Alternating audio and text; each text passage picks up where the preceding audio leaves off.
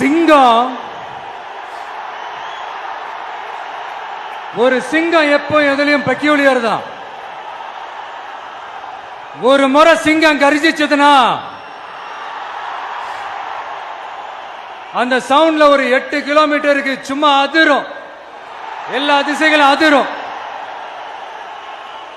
அப்படிப்பட்ட அந்த சிங்கம் வேட்டைக்கு மட்டும்தான் வெளியில வரும், வேடிக்கை பார்க்கறதுக்கெல்லாம் வெளியில வராது.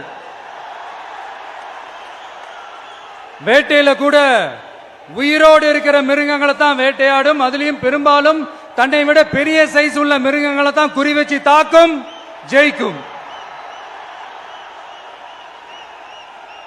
எவ்வளவு பசியில் இருந்தாலும் உயிர் இல்லாததை, கெட்டு போனதை தொட்டு கூட பார்க்காது.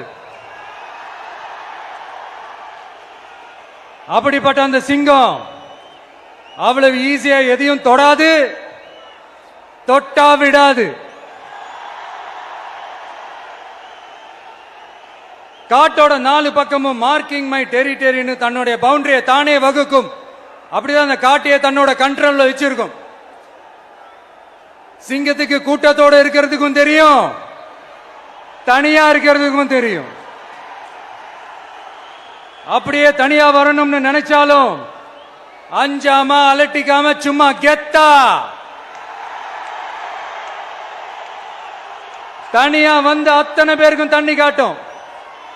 எப்போ எதிலையும் தன்னோட தனித்தன்மையை இழக்கவே இழக்காது. Yes, a lion is always a lion.